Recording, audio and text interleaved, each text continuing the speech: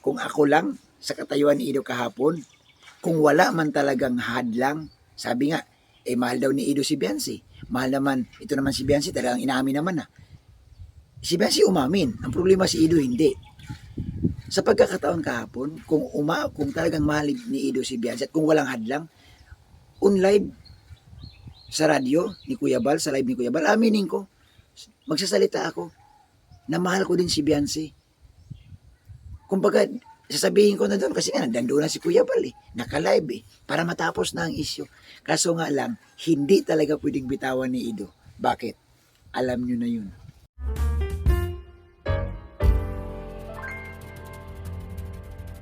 Guys, magandang araw sa inyong lahat, mga kababayan, mga kalingap, mga kapatid. Gawa natin ng reaction guys. No? Itong napansin ko kahapon, dito po sa pagtawag ni Kuya Bal kay Biancy at nakausap mismo si Ido. Kayo guys, comment kayo dyan sa ating comment section kung kayo may napapansin. Ano po ba ang inyong napansin kahapon? Siyempre, ang unang napansin natin dun guys na talagang malungkot si Biancy at ang sabi nga ni Biancy kahapon, ayaw niyang paasahin ang mga supporters. No? Isa yan sa mga narinig natin kahapon. Pero bago tayo magpatuloy, guys, pakisuportahan po natin si Kuya Bal, si Kalinga Prab at si Preciate Edna. At siyempre guys, ang lahat ng mga reactor. So guys, ipapakita ko sa inyo yung usapan nila ni Ido at ni Biancy. Tuloy-tuloy na po natin ito, mga kapatid, mga kababayan. At sa bandang huli na tayo magbigay ng ating opinion. Pero sabi ko nga sa inyo, huwag niyo pong kalimutan guys mag-like at mag-comment. Mahalaga po may comment kayo. Ano ba ang napapansin ninyo kay Ido at kay Biancy? So ito po yun, ipapakita ko po. Alam mo bang nasa live kami? Yes. Yes. Nanood! Nasaan ka? Nasaan ka? Kumusta? Man, ano man sari? Paano pagkain na? Kumusta? Hello? Okay lang. Nanood daw siya? Mukhang hindi naman. Sa cellphone lang. Kasi nag-call ako Sabi ko mukhang hindi naman okay. Sa tingin mo? Sa tingin ko halata man Alam ko yun. Marami umiyak. Marami ka daw pinaiyak, sabi ni Kuya Bal.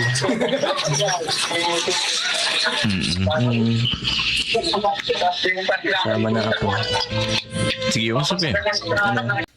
So yun, guys, alam niyo po, ano ba ang napapansin niyo? Ang una kong napansin doon, alam mo si Biancy napaka down to earth. Alam niyo kung bakit? Kung iba-iba lang yan, dahil sa sama ng loob, hindi na yan makikipag-usap kay Ido. Kahit sino pa ba ang tumawag dyan. Isipin niyo guys, tinanong pa nga niya na naka-live. Nalaman ni Biancy na naka-live pero nagsalita pa rin siya. Ano ba ang sinabi ni Biancy doon? Ano ba ang pinagdidiinan ni Biancy? Ayaw niyang paasahin ang mga supporters niya. Di po ba? At ang napansin ko guys kay Ido, mukhang naiipit si Ido rito.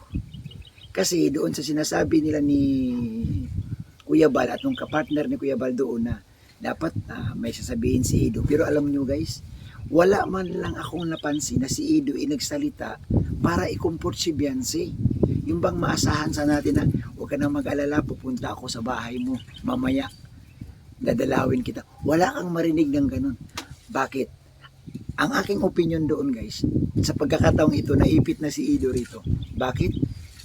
Siyempre, yung isa, nakikinig din yun. Kapag sinabi ni Ido na pupunta sa kila Biancy, sigurado guys, magagalit yung isa. Di po ba? Pero alam nyo kung bakit? Bakit ko napansin ito? Kasi kung wala man talagang third party, madali namang sabihin, huwag ka na mag-alala. YP, dadalawin kita mamaya, pupuntahan kita.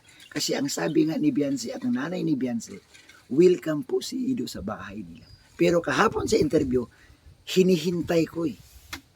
Pansin nyo, hinihintay ko talaga na sasabihin ni Ido na, sige, antayin mo ako mamaya, dadalaw ako. Wala eh. At nag-comment pa si Ido na, anong sabi niya doon, na naguguluhan siya. So wala kang makita kay Ido talaga na yung, di ko nakita talaga kay Ido guys na ano, yung bang, maramdaman man lang, makita ko man lang sana ba na ipakita ni Ido na yung gigil na gigil siya na puntahan si Beyonce. Wala eh. Yun ang mga napansin. Yun din ang inaantay ko kahapon eh. Sa kakasolsol ni Kuya Bal at nung kasama ni Kuya Bal, hindi si Ido nagbitaw ng mga promise word eh. Kasi guys, ang inasahan ko kahapon doon, alam niyo kung ano? Yung maringgan ko si Ido na bigyan man lang sana ng pampagaan loob si Beyonce. Bigyan man lang sana ng salitang matuwa man lang sana si Beyonce. Yung bang makarinig si Beyonce na, huwag kang mag-alala, YP, mamaya after nitong live ni Kuya Bal, dadalaw ako sa'yo. Sigurado ako guys, paghahandaan ni Beyonce yun. Baka ipagluto ka pa nung nanay ni Beyonce. Itong si Ido kung pumunta. Pero wala eh. Wala ka rin makita doon. Wala ka rin marinig kay Ido na yung mga, si Ido talaga napakatipid. Napakatipid. So sa opinion ko guys, hindi si Ido makabuelo. Alam niyo kung bakit? Mayroon ding taong masasaktan. Which is ito yung sinasabi nga natin na ito yung pinapatungkulan ni Beyonce. Na sana maging masaya na kayong dalawa. Ito yun eh. Ito yung tingin ko guys ha, pero sana wag naman kayo magagalit. No? Ako ang hangarin ko na magkaayos. Kahapon lang sa interview ni Kuya Bal, inaantay ko talaga. Nanonood ako, inaantay ko na bitawan ni Ido na, sige YP, huwag ka mag-alala. Andito lang naman ako. At mamaya, pupunta. Kasi malaking impact kasi sa kay Beyonce at sa viewers at sa magulang ni Beyonce guys. Kapag bimitaw ka ng salita doon na pupunta ka sa bahay nila. Anong ibig sabihin noon? Gusto mong ikumport si Beyonce, gusto mong dalawin si Beyonce. Sa panahong ito, ang kailangan ni Beyonce, talagang madalaw siya ni Ido. Kasi sa isang tao guys na first love, isang tao guys na in love, no? First love niya si Ido. Alam niyo, matutuwa yan eh. Gagaan ang pakiramdam kung madadalaw man lang. Pero kahapon talaga, grabe, sa haba ng interview, sa haba ng pakipag-usap ni Ido, wala eh. Wala akong narinig guys na yung bang word na maramdaman man lang sana ni Beyonce na mahal siya ni Ido eh. Wala eh. Wala. Yung bang sanang, basta, no? Yung salita baga sana na makakagaan ng loob kay Beyonce. Salita man lang sana guys na maramdaman na ni Beyonce na totoo si Ido, totoo na mahal ako nito. Ang problema guys, doon pa lang sa interview kahapon, talagang wala. Kung mapansin niyo si Beyonce, sabi ko nga kanina, kung si Beyonce iba-iba lang, hindi na yan makikipag-usap. Dahil sa nangyari, hindi na yan. Pero dahil mahal niya si Ido, at alam ko, umaasa si Beyonce talaga guys, kasi sinabi nga ni Beyonce doon na mahal niya talaga si Ido. Alam ko guys, hanggang ngayon, anytime siguro pag sabihin ni Ido at kung mamimili lang si Ido, maayos ito eh. No? Kaso nga lang, sa pagkakataong ito, sabi ko nga sa inyo, naiipit na si Ido rito. Ipit na si Ido. Alam niyo kung bakit? Siyempre may bantay yun eh. No? Ito opinion ko lang ha. Binasihan ko lang kasi, no? Sabi ng iba, ano bang resibo mo? Ano bang katibayan na mayroong third party? Yung hugot ni Beyonce, ano ang tingin niyo doon? No? Yung hugot ni Beyonce, na sana masaya na kayong dalawa. At huwag niyo akong pagtawanan. Doon pa lang, matik yun. At kalat na ito, maraming nagsasabi sa akin, maraming nagchat-chat na may third party talaga. At may mga nakarating sa akin na itong girl talaga nagbi-message kay Beyonce. May nagsasabi talaga na mayroong third party. No? May mga nagbi-message sa akin. Ayaw lang nila magpakilala at ayaw nilang malantag yung pangalan nila. Pero ang sabi nila, Kuya Bobby, mayroon po talaga. At ang babae nga, nagbi-message pa kay Beyonce. Kaya nga, pinili ni Beyonce bumitaw. Kasi ayaw ni Beyonce na may tao siyang masasaktan. At yun nga, ito yung sasabing GF ni Kalingap Ido. Kaya pansin nyo kahapon, di ba? Ayaw ni Ido magbigay ng mga sweet na words para kay Beyonce. Ayaw niya. I-comment nyo dyan sa ating comment section, guys, kung alam niyo ang ibig kong sabihin. Di ba?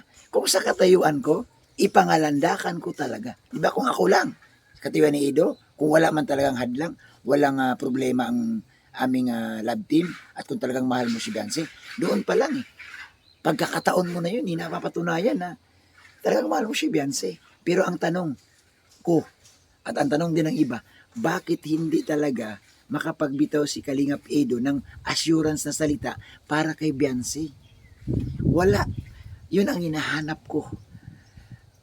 Sa totoo lang. So guys, comment kayo sa ating comment section. Comment kayo dyan. Comment kayo. Wag po sana kayong mambabas sa akin. Nag-reaction lang tayo dito. Okay, ngayon, kung mambabas kayo sa akin, problema nyo na yun. Basta ako guys, nag-reaction lang tayo. Ang hangarin ko, maayos Ang tita nga ni Beyonce, ang hangarin, maayos din ang relasyon nila Wala tayong inahanga dito guys na masira sila.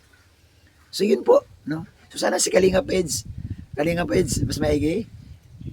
Siguro, talagang sabihin mo na. Salamat po sa inyong lahat mga kababayan, mga kapatid. Guys, like lang, masaya na ako. God bless sa ating lahat.